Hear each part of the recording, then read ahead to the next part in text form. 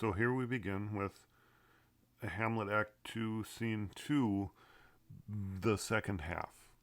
Okay, this is where Rosencrantz and Guildenstern and the actors um, actually talk with Hamlet. Okay, to start out with, this is where we left off before. Polonius was talking with Hamlet, and Polonius says, "I'd like to take my leave." Hamlet says, "You can't take it. I'm going to give it to you." And then he comments that he wishes someone would take his life from him. That's the one thing that he wants to give up, that he can't give up because, of course, it's a sin. And then Polonius notices Rosencrantz and Guildenstern. He says, "Oh, you're looking for Hamlet? There he is." And now we begin the conversation with these two guys. Now, what we recall from the conversation that they had with Gertrude is that they are in fact old friends of Hamlet, friends of from his youth. So an easy way to consider this, to think about this, is that we know Horatio is Hamlet's college friend. That's who he's in Wittenberg with in college. These guys, consider them high school friends or maybe even junior high friends. Okay? They were friends a long time ago, but they've sort of worked away from each other. So they're not necessarily all that concerned about Hamlet. Remember, they're there to basically get the benefits of spying on their old friend. And Mom, you never really know who my friends are, do you? So she thinks that these two guys are his best friends ever. And she doesn't really realize that Horatio is, in fact. They come up, they say, "My honored lord and my dear lord." They're talking to Hamlet, and he says, "Oh, you guys, Rosencrantz and Guildenstern, good lads, how do you do? How do you both?" Now, he knows them, he recognizes them, he's their friend. They just aren't close, okay? Rosencrantz says, he says, "How are you?" He says, "We are as the indifferent children of the earth, happy in that we are not over happy." Okay? So this is an old-fashioned way of saying, when he says, "What's up?" this is like, not much. Okay? That's basically all they're saying. But then he goes on, Guildenstern goes on, and this is where Hamlet starts playing with language again. Guildenstern says, "On Fortune's cap, we're not the very button. We're not on the top of Fortune." Hamlet says, "Oh, but you're not under her shoe. You're not the soles of her shoes either."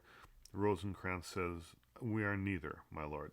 Now, Fortune, just for for clarification's sake, Fortune is a woman. Now, this is a woman. Fortune is a goddess, and she has a body as a goddess, right? And they just said, "We aren't the button on Fortune's head, and we're not the soles of her feet." Okay, now Fortune is what she does is she helps people's destiny get resolved. She has the wheel of fortune that randomizes what happens to you. You never can tell what happens to you, but she is she's not a earned goddess. She's just doing her job. She if the wheel says you're supposed to die, she kills you, or she has you die. If the wheel says you're supposed to be a millionaire, she figures out how to give you the $1,000,000 and doesn't care about you at all. Okay? Fortune does not care. Now, and that's important because of what he says. They say we're not on her hat, we're not on her feet, we're not like on the top of Fortune, we're not on the bottom of Fortune. And Hamlet says, "Then you live about her waist. If you're not up on the top, you're not down the bottom, you're about halfway. You're around her waist, or the middle of her favors," because she grants favor or disfavor to human beings. So when he says her favors, he means good or bad luck. But favors are also like to do a favor for someone is to do something nice for them. And what he's referring to here again is prostitution, because what a prostitute does is called in the past it would be called a favor as well. And so you're in the middle of her favors. You're in the middle of her, treatments right around the waist here. Right? And Guildenstern says, yes, you bet, we're her privates. Privates being like servants. We're the servants of faith, right? But that's also her private parts. We are in her privates. So, dirty, joking kind of high school kid stuff. See, so that's evidence that they've known each other for a long time, but it was when they were teenagers. No offense, teenagers, but, dirty jokes are sort of like, they're so sophomoric. Anyway, and then Hamlet says, here, he says, you're in the secret parts of fortune? Oh, most true. She is a strumpet. A strumpet is technically a prostitute, okay? And a prostitute doesn't care for the people, the guy that she's, giving favors to. And so it's kind of an insult. He's saying, oh, so she lets you in her privates. Well, that makes sense because she'll let anyone there. So you guys, it's the only way you're going to get there, right? So it's an insult to them. It's a jokey insult to them. But again, it's his wordplay. So, so what's up? What's the news? The world's grown honest. Yeah, right. No way. That can't be. Because there's not any honest people around out here. What brings you to my country? Brings you to this prison? And Guildenstern says, a prison? Yeah, Denmark's a prison. Well, then it's a big prison. Well, yeah, it's a big prison, but it's still a prison. It's still a prison, and Denmark, as a matter of fact, one of the worst prisons. Well, I don't think so, my lord. Well, it doesn't matter what you think, but it's what I think. Okay? Thinking, nothing is either good or bad, but thinking makes it so, and I think it's a prison. So it's a prison. Now, they talk about this sort of philosophically. There's some philosophical joking going on about what's real and what's fake, what you believe and what's true. But it's not really relevant for us. I'm going to skip down here. He comes back to asking them, so why are you here? Why, in the beaten path of friendship, why by our old friendship, be honest with me, why are you here? And Rosencrantz says, to visit you. Yeah, right. Come on, tell me the truth. Were you sent for? Sent for? Well, who would send for us? What should we say, my lord? What do you want from us? How about the truth? That's what I want. So, I know that the king and queen have sent for you. I can see through your lies, okay? And it's clear to me that you are here just to spy on me. Well, for what purpose? Well, you got to tell me that. I'm not sure. But it's obvious that you aren't here for me. But, just to be clear, be direct with me. Were you sent for? And Rosencrantz turns to his buddy and says, well, what should we tell him? Tell me. That's what I want to know. Tell me. And he goes, yeah, they sent for us. Okay. So, buddies, my dear old friends who are supposed to love me, you're here to lie to me. Okay. So his suspicions were true. And he doesn't have any respect for them either, no more than he does for Polonius. But he still talks with them. And you'll notice when he talks, he uses this double language so he can say the truth while looking like he's a little crazy. Up to this point, he hasn't done anything unusual for them, in front of them. But he is still covering up his plan. Okay, he's still being deceptive. Here is a bit of honesty, though. This is sincerity that we get to see once in a while. It's almost like Hamlet can't help but talk about his situation every once in a while. So here, it's sort of a famous paragraph. I'll read it in the original. They say, I'm not sure why we would be here spying on you, and he says, I'll tell you why. So shall my anticipation prevent your discovery, and your secrecy to the king and queen molt no feather. So you don't have to tell the king and queen that you told me, right? So I will tell you what you're here for. Then you're not lying to the king and queen. He says, I have, of late, but wherefore I know not, lost all my mirth, and forgone all custom of exercises. And indeed it goes so heavily with my disposition that this goodly frame, the earth, seems to me a sterile promontory. Okay. I have lost all my mirth. I have lost all my happiness, my joy. Okay? It says, I've forgone all custom of exercises. And please, do not assume that what he's talking about here is stopping exercising. I have forgone all custom of exercise. I'm not doing any of my normal things, is what I'm not doing. I'm not exercising my customs, right? I am no longer just doing my natural things. I've given them up. I don't have any joy. Indeed, it goes so heavily.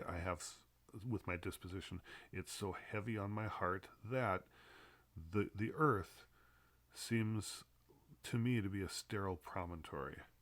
It just looks like a rocky mountain with nothing on it. That's what I feel like right now. Okay? And he goes on. He says, this most excellent canopy, the air, he says the earth is sterile to me. Then the air, look you, this brave overhanging firmament, this majestical roof fretted with golden fire. He says, look up, that air right there. It appears no other to me than foul and pestilent congregation of vapors. The air stinks. The earth is sterile. The air stinks. You know, that's what life is like for me. And then he talks about man in general, human beings. Okay? He says the earth sucks, the air sucks, and as far as human beings go, you know, what an amazing piece of work they are. They're noble, they're infinite in faculty, meaning they can think of anything. In their form is admirable. You know, when they move and the way they're shaped is admirable. Their actions are like angels. Their understanding is like a god. The beauty of the world. They are the beauty of the world, human beings, mankind, this paragon of animals. And yet, to me, what is this quintessence of dust? To me, what is a man?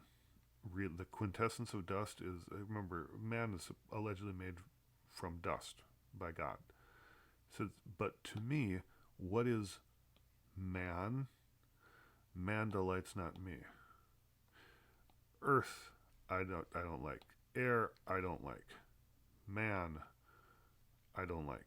You know, man is here, but that's man. Okay? So let me get rid of this. So, that's what he's saying. I'm sad. And at that moment, he pauses and he says, no, not woman either, by the way you're smiling. Rosencrantz says, I wasn't thinking that you were, you know, talking about, you know, being in love with men or women. What do you, and he says, oh, then why are you laughing when I said man delights not me? Okay. It seems like a dirty joke, but it is lined up to be a dirty joke, but it isn't. Because they naturally think in dirty jokes. because they're the teenage boys of each other. They're each other's teenage buddies. But it isn't a dirty joke this time. Okay, when he says "man delights not me," he's saying mankind, and then Rosencrantz smirks. Oh, well, no, woman doesn't delight me either, you jerk. But Rosencrantz says, no, no, no, no, no. That's not what I'm talking about. What I'm talking about is this. When he says, man delights not me, I am given no joy by mankind. What he's saying is, I don't enjoy people. And Rosencrantz thinks of the players. It's a traveling group of actors. Players are actors. And he says, no, it just occurred to me that the actors, who are all men, that's the way actors are, when those actors come here, man doesn't delight you. People can't delight you, so they're not going to delight you. So they're going to get Lenten entertainment. They're going to receive Lenten entertainment from you. They are during Lent. You're not supposed to do anything extravagant or spend money or be particularly generous. You're supposed to just do the basics, right? And so the actors are going to come here and act. You're not going to like them, and you're not going to pay them, and that's what made me laugh, because those poor guys are going to come here and they're going to be bummed out. We coated them on the way. We passed them coming to your place. That's how we know they're out there. So it's completely unrelated to what he was talking about. It's like, what, actors? They just appear in the conversation. So it kind of puts an end to the jokiness, because now Rosencrantz is actually talking about something that's real. But these actors, and what's going to go on now for actually several pages, is important for a couple of very specific reasons. And it takes a lot of time and reading to get to these couple of real specific reasons. So I'm going to spell them out real clearly so that it'll make sense as we look at it briefly. Okay? So let's do that. So these actors are they're traveling actors, but they come from the city. And Rosencrantz and Guildenstern will explain that Hamlet actually knows these actors. He's seen them before, so he's familiar with their work. Okay? And Hamlet before has referred to acting and playing and seeming in the play. He has equated seeming with sort of lying, faking it. He currently is acting mad. The idea of acting and faking and lying is a big theme, deceiving. It's big in the play, and so now there's a bunch of actors coming to the castle, so they're going to play a role in this theme.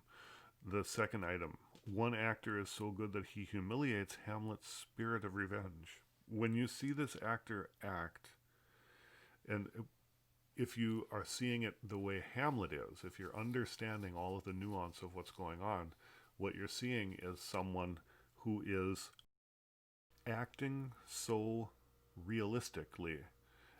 He's faking it so good. His emotions that he's creating on the spot are so good and obvious and clear that they're better than, Hamlet says, better than mine. I'm supposed to be avenging my father's death, and I can't even be as good as this actor is, and he's acting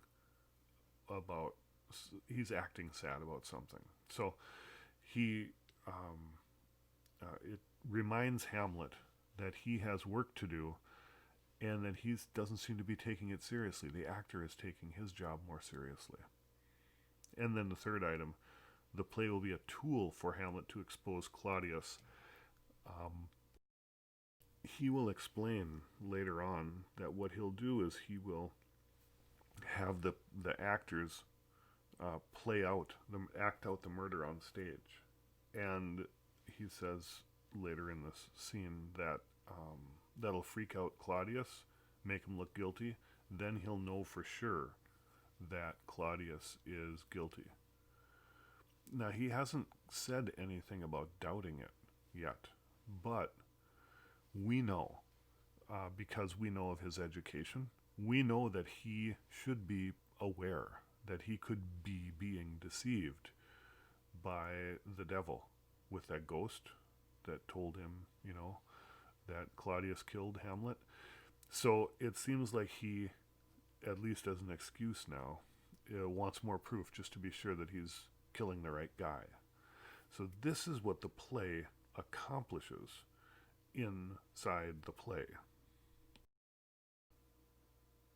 So meanwhile, back in the play, I'm going to point out where this occurs. You'll notice there are about 8 pages of script that go with this. But we need to understand it, but we don't need to tear apart every single line. It's just unnecessary for this purpose. This beginning right here, what Hamlet and Rosencrantz are talking about is they're talking about the theater. Okay? We'll go a little bit. They're talking about the way the theater works and what is going wrong with the theater. Basically, it's like if you watch a movie where the actors are talking about what it's like to be an actor in Hollywood, then you're seeing, that's what this is. They are talking about acting. And we assume that at the moment there was some relevant issues going on in Shakespeare's London that are probably alluded to in this segment, but they're muddy and hard to figure out. So we'll just assume. He says, so these are the actors that are coming, and here they appear. Okay? And Hamlet says one thing that I do want to point out here that is relatively important. It's relatively important, okay? He says, gentlemen, you're welcome to Elsinore. He says, you two guys who are trying to spy on me, trick me, you're welcome to Elsinore. Have fun, relax, and let me help you in this. Let me comply with you in this. Let me help you this much, okay? So I'll give you a little bit of a clue, okay? My uncle, father, and aunt, mother are deceived. They're being lied to. And Rosencrantz and Guildenstern says, what do you mean? And he says, I'm faking it. I am mad only north by northwest. When the wind is from the south, I know a hawk from a handsaw. Okay? Which doesn't seem to make any sense. But just a couple of things here. He's saying, I'm faking it. And he's told the guards, don't tell anyone when you see me faking it. Okay? So he's actually being truthful about his faking. And he tells these guys, because what are they going to say? They're going to say, oh, he's faking it. He says he's faking it. Well, of course he says he's faking it. He's mad, right? So it's safe to say you're faking it.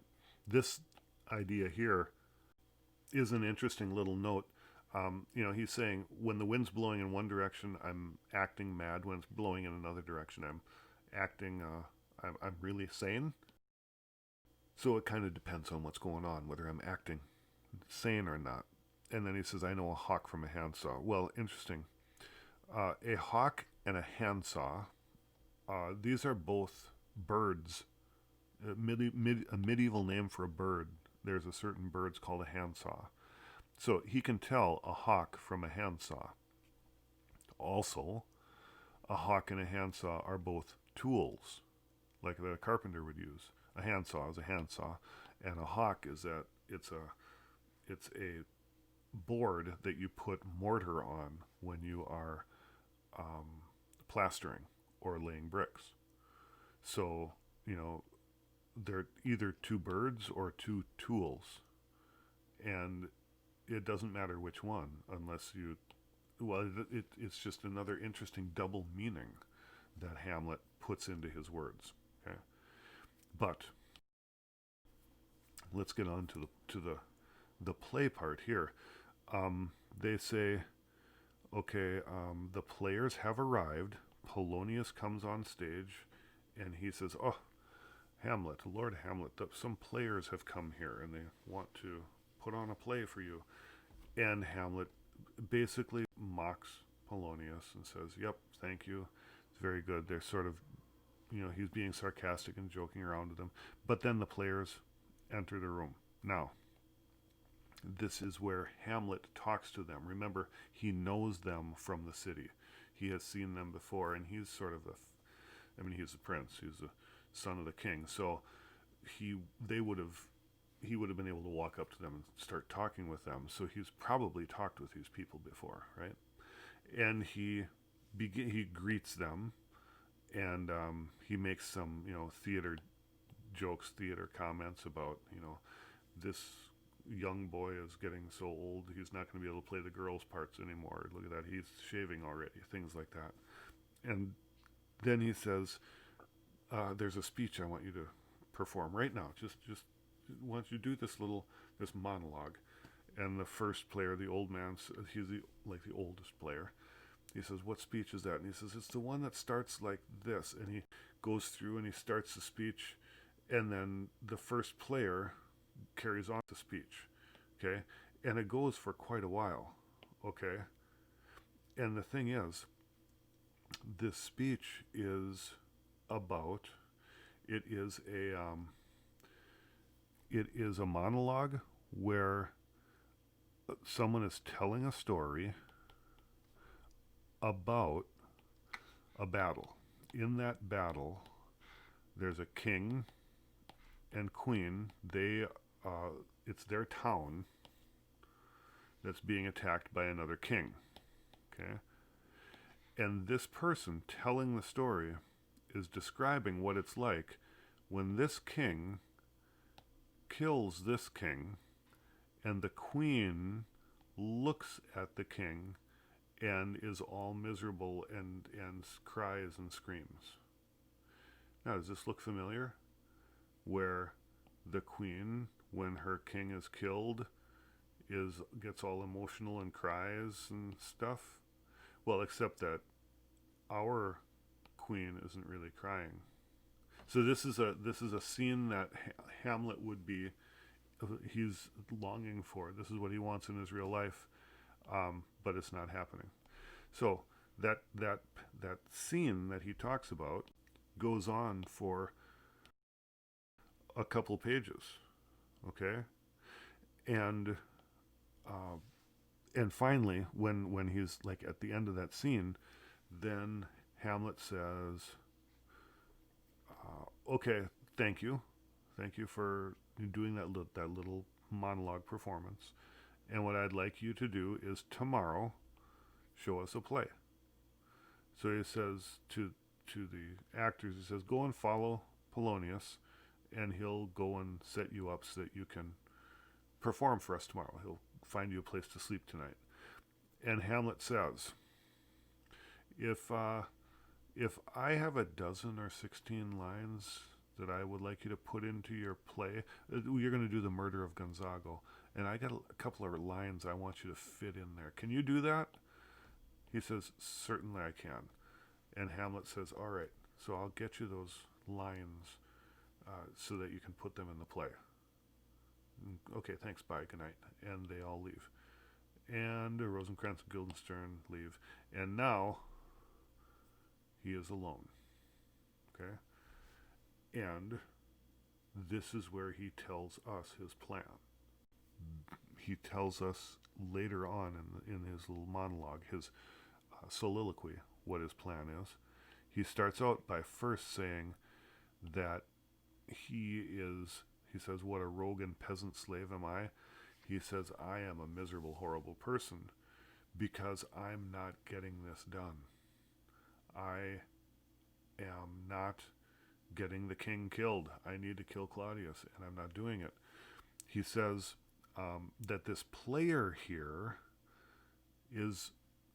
acts with more passion than I do. He goes on and he says, he talks about it for a little while, about how good he is at acting. And he says, for Hecuba, this actor is standing up there and crying like he's supposed to for Hecuba. Well, who is Hecuba?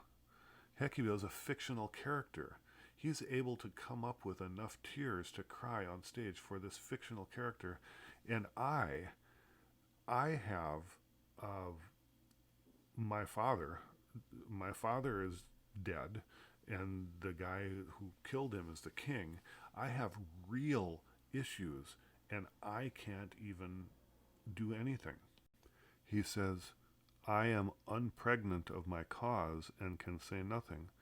The king, whose property and life were defeated, that's what I have to do.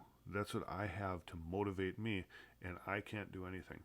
He says, nobody thinks I'm bad because of this.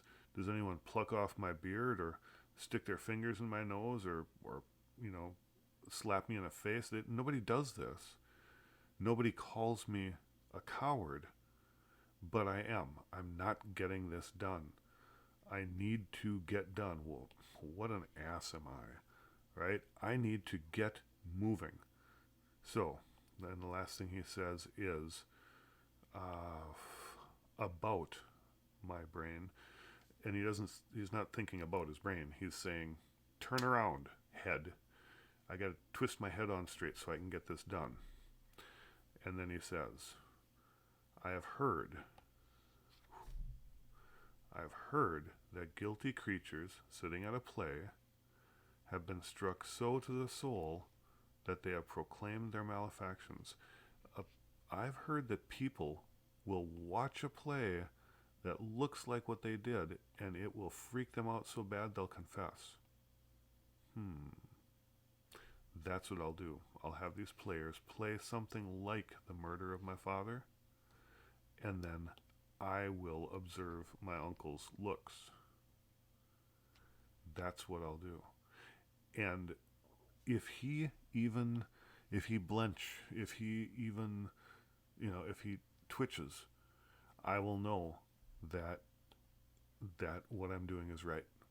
Okay? Now, here's a little bit of insight that he gives us that makes us, for a little while think he might come out of this with, on top. Hamlet might. He doesn't. But he says, the spirit that I have seen may be the devil. And the devil has power to assume a pleasing shape. The ghost of my father could be the devil. Because my father is the person I would listen to. The devil knows that. He might take that pleasing shape. And perhaps out of my weakness and my melancholy, as he's very potent with such spirits, he abuses me to damn me. Sadness and depression are often used by the devil for all sorts of things, to trick people. And I'm sort of vulnerable right now, but and so he might be using my vulnerability. He might be abusing me to damn me, to get me to go to hell. He might be trying to get me to commit a horrible sin. Yeah, he might be. Like regicide, which is killing the regent, king. Homicide is killing a man. Suicide is killing yourself. Regicide is killing the king. Then he says, the play is the thing wherein I will catch the conscience of the king.